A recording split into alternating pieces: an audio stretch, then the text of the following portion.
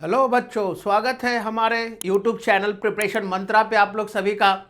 और बच्चों, आज का हमारा इम्पोर्टेंट टॉपिक है कि ऑर्गेनिक कंपाउंड में कैसे हम लोग पहचानेंगे कोप्लेनर और नॉन कोप्लेनर मॉलिक्यूल्स को। अब जैसे हम लोग बात करें,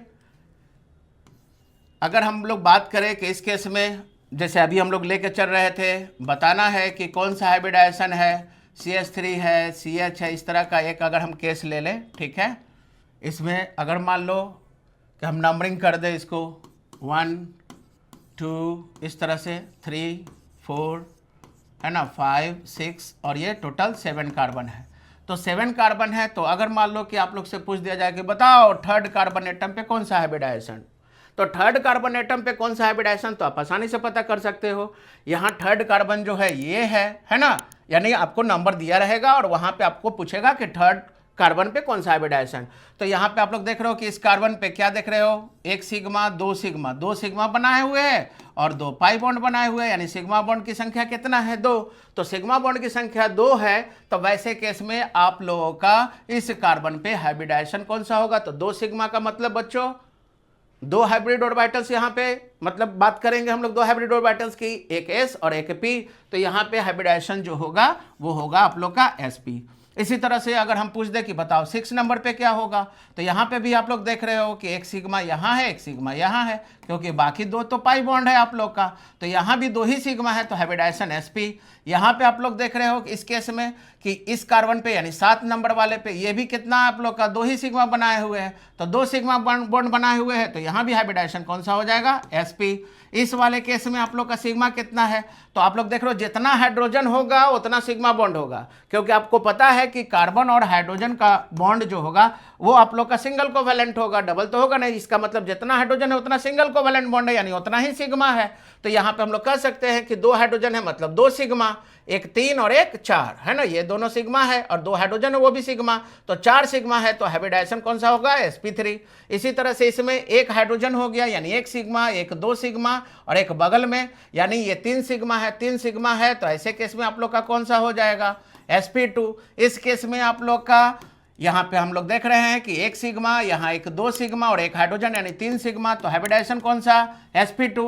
और यहाँ पे देख रहे हैं कि 3 हाइड्रोजन है मतलब 3 सिग्मा और एक 4 सिग्मा, 4 सिग्मा का मतलब हो गया कि यहाँ पे हाइब्रिडाइजेशन होगा sp3। तो आसानी से आप लोग पकड़ सकते हो कि किस कार्बन पे कौन सा हाइब्रिडाइजेशन होगा, कैसे होगा, वहां से हम लोग कर सकते हैं चीजों को, ठीक है। आइए ध्यान दीजिएगा थोड़ा सा। अगर हम आप लोग से पूछे इस केस में दिया हुआ कौन सा मॉलिक्यूल जो है उसमें शामिल किया गया है ना, sp2 हाइब्रिडाइज मॉलिक्यूल का, या जिसमें सिर्फ sp2 हाइब्रिडाइजेशन है, which of the given molecules involve only sp2 hybridization, है ना। तो दिया हुआ में से कौन सा मॉलिक्यूल जो है उसमें सिर्फ होना चाहिए कौन सा sp2 हाइब्रिडाइजेशन कार्बन एटम पे, ठीक है। ऑप्शंस दिया है आप लोग का, ऑप्शन ए। तो यहाँ पे हम लोग क्या देख रहे हैं बच्चों, इस केस में देख रहे हैं कि इस कार्बन पे 3 हाइड्रोजन है, यानी 3 सिग्मा एक 4 सिग्मा, तो इस पे कौन सा हाइब्रिडाइजेशन हो गया sp3। इस वाले पे क्या हो गया आप लोग का 1 सिग्मा 2 सिग्मा और 3 सिग्मा, यानी डबल बॉन्ड में 1 सिग्मा, हाइड्रोजन हो गया 1 सिग्मा, एक इधर, तो इस पे हो गया आप लोग का कौन सा हाइब्रिडाइजेशन sp2। और ये वाला पे 2 हाइड्रोजन यानी 2 सिग्मा और 1 सिग्मा, डबल बॉन्ड हो ट्रिपल बॉन्ड हो उसमें सिग्मा एक ही रहेगा, बाकी पाई रहेगा, तो 2 1 3 सिग्मा, तो इस पे भी sp2। लेकिन हम लोग का क्या सवाल पूछ रहा है कि जिसमें कार्बन एटम पे सिर्फ कौन सा हाइब्रिडाइजेशन होना चाहिए, सिर्फ होना चाहिए sp2 हाइब्रिडाइजेशन, तो यहाँ पे तो sp3 आ गया, तो ये आंसर आपका नहीं होगा।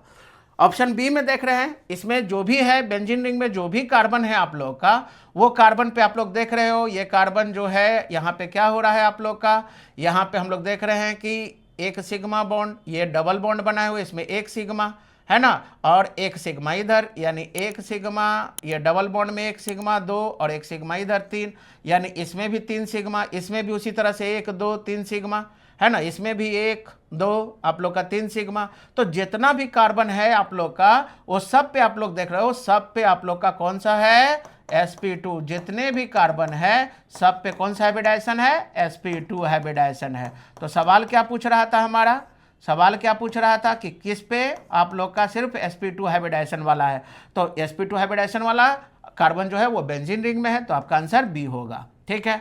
इसी तरह से सी ऑप्शन में देखिए, इस पे 2 1 3 सिग्मा, तो 3 सिग्मा तो sp2, इस वाले पे 1 2 3 तो इस पे भी sp2, और यहाँ पे देख रहे हैं कि 2 सिग्मा है ना, ट्रिपल बॉन्ड में एक ही सिग्मा है, एक इधर, तो इस पे हो गया sp और sp। तो लेकिन हम लोग से क्या पूछा जा रहा था, हम लोग से पूछा जा रहा था कि किस पे sp2 हाइब्रिडाइजेशन वाला कार्बन है। तो sp2 हाइब्रिडाइजेशन वाला कार्बन है, तो यहाँ पे तो आप लोग देख रहे हो कि sp के साथ sp2 आ गया, हमको सिर्फ sp2 वाला ढूंढना था, तो ये हमारा आंसर नहीं होगा। और डी वाले केस में भी हम लोग देख रहे हैं कि 2 सिग्मा 1 3 सिग्मा, ये भी क्या है sp2 है ना। इस कार्बन पे भी आप लोग का कितना हो गया 1 2 3 3 सिग्मा, तो यहाँ पे आप लोग का sp2। इस वाले कार्बन पे क्या देख रहे हैं, इधर है आप लोग का 1 1 2 सिग्मा 1 3 सिग्मा, इस पे भी sp2, और इस वाले पे भी 2 सिग्मा इधर और एक ये 3 सिग्मा, तो इस पे भी sp2, यानी ये सब पे sp2, तो इसका मतलब ये भी आंसर होगा। तो इसका मतलब तुम लोग समझ गए कि यहाँ पे क्या हो रहा है, अगर कंजुगेटेड सिस्टम हो, कंजुगेटेड का मतलब alternate double single double single double, तो अगर कंजुगेटेड सिस्टम हो तो कंजुगेटेड सिस्टम में जैसे यहाँ भी देख रहे हो ना, ये कंजुगेटेड सिस्टम है, double single double single double, यानी alternate double single double single double single हो, तो वैसे केस में वो कंजुगेटेड सिस्टम होगा। और कंजुगेटेड सिस्टम वाले जितने भी कार्बन होंगे या जितने भी कंपाउंड होंगे, है ना, मतलब कि जिसमें कंजुगेटेड कार्बन अगर होंगे, या मतलब कि अल्टरनेट डबल सिंगल रखने वाले जितने भी होंगे, है ना, यानी कंजुगेशन में जो होंगे, उस पे आप लोग का sp2 हाइब्रिडाइजेशन ही आता है आप लोग का। तो यहाँ भी देख रहे हो double single double single double single है, यहाँ भी सब पे sp2, यहाँ भी देख रहे हो सब पे sp2। तो जहाँ भी कंजुगेशन होगा, यानी डबल सिंगल डबल या double single double single double, यानी डबल से शुरू हो और डबल पे खत्म हो, यानी डबल सिंगल डबल, तो ऐसे केस में जो भी कार्बन एटम होगा वो सब पे कौन सा हाइब्रिडाइजेशन होगा, sp2। तो आसानी से हम लोग देख लें, केवल ये चेक कर लेंगे कि कंजुगेशन है क्या, डबल सिंगल डबल है क्या, तो हम लोग कहेंगे कि सब पे कौन सा, sp2। तो यहाँ पे हम लोग आसानी से पकड़ सकते हैं कि किस कार्बन पे कौन सा हाइब्रिडाइजेशन है। ठीक है, अब बात आ जाता है कि कैसे आइडेंटिफाई करेंगे कोप्लेनर और नॉन कोप्लेनर मॉलिक्यूल्स के बारे में। तो यहाँ पे आप लोग एक चीज़ तो देख लिए कि हमारा, अगर हम लोग बात करें, एक आप लोग को बता दें, हमारा जो पॉलीइंस है, ठीक है, पॉलीइंस का मतलब जिसमें एक से ज़्यादा डबल बॉन्ड है, तो पॉलीइंस जो होता है इसको हम लोग कैटेगराइज कर सकते हैं कि ये 3 तरह के पॉलीइंस होते हैं। पॉलीइंस का मतलब समझ गए ना, पॉलीइंस का मतलब बच्चों more than 1 double bond, more than 1 double bond, है ना। इन लिखे हैं यानी एल्कीन से लिए हैं, तो एल्कीन का पहचान क्या है, कैरेक्टर क्या है, डबल बॉन्ड होना चाहिए। और पॉली का मतलब एक से ज़्यादा डबल बॉन्ड होगा, है ना, मोर देन 1 डबल बॉन्ड्स। तो पॉलीइन 3 तरह का होता है, एक को हम लोग कहते हैं क्या, एक को हम लोग कह सकते हैं कि आइसोलेटेड पॉलीइंस, है ना। आइसोलेटेड का मतलब क्या हो गया, आइसोलेटेड का मतलब हो गया कि डबल बॉन्ड जो होंगे, 2 डबल बॉन्ड जो होंगे उसके बीच में एक से ज़्यादा सिंगल बॉन्ड अगर गिरेगा, ठीक है, अलग थलग रहेगा।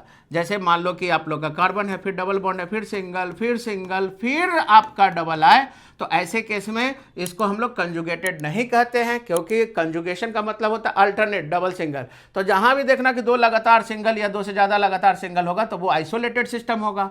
और जो आइसोलेटेड सिस्टम होगा, है ना, आइसोलेटेड जो सिस्टम होगा उसमें आप लोग क्या देख रहे हो, इसमें आप लोग का sp3 वाला भी आ जाएगा, है ना। और जैसे ही sp3 वाला जिस मॉलिक्यूल में sp3 हाइब्रिडाइज एक भी कार्बन घुस गया, तो आप लोग कह सकते हो कि वो कोप्लेनर नहीं, वो कैसा हो जाएगा, नॉन कोप्लेनर मॉलिक्यूल्स हो जाएगा। ठीक है, उसी तरह से अगर हम लोग बात करें आइसोलेटेड के बाद, अगर हम लोग बात करें कंजुगेटेड, तो कंजुगेटेड सिस्टम में अगर हम लोग बात कर रहे हैं कंजुगेटेड का, तो कंजुगेटेड सिस्टम आप लोग का कैसा होगा।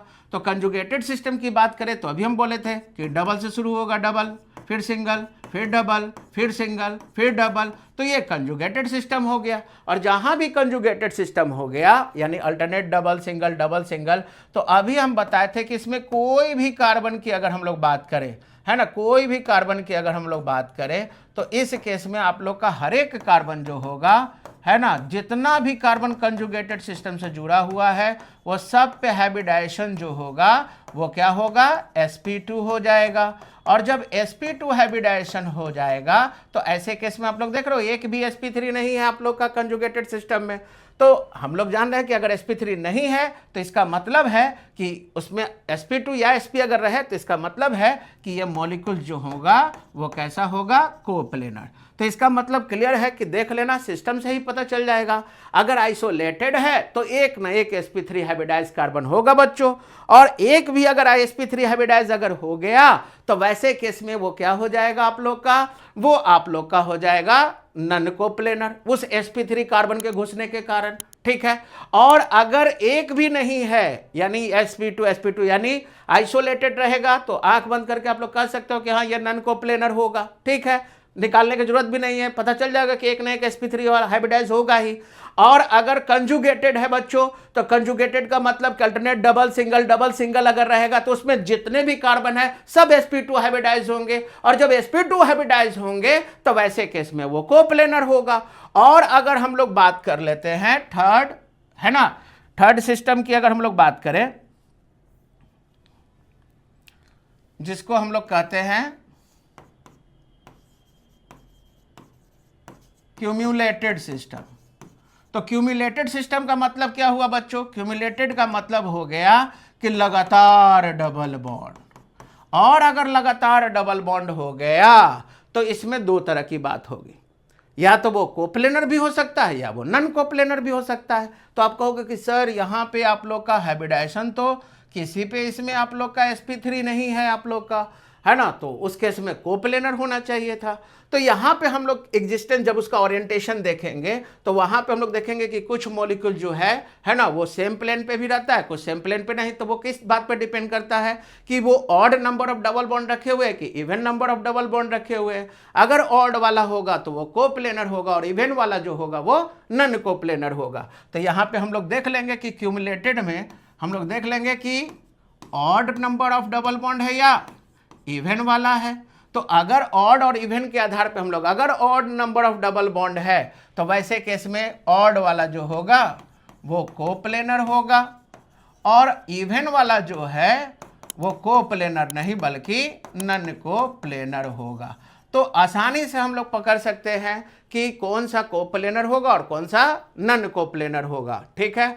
तो आप लोग को करना क्या है, पहले देख लेना है कि सिस्टम कैसा है, आइसोलेटेड है, कंजुगेटेड है कि क्यूमुलेटेड है। अगर आइसोलेटेड है तो एक ना एक sp3 हाइब्रिडाइज आएगा ही, और वो नन कोप्लेनर होगा। अगर कंजुगेटेड है तो सब कोप्लेनर होगा। और इसी तरह से अगर वो क्यूमुलेटेड है तो उसमें चेक करना होगा कि odd number of double bond है कि इवन नंबर ऑफ, अगर ऑड है तो कोप्लेनर होगा, और अगर इवन है तो वो नन कोप्लेनर होगा, ठीक है प्यारे बच्चों। तो इसी तरह के वीडियो को देखने के लिए चैनल को सब्सक्राइब कीजिए, वीडियो को लाइक कीजिए, शेयर कीजिए, और कैसा लग रहा है प्लीज़ कमेंट कीजिएगा ज़रूर से।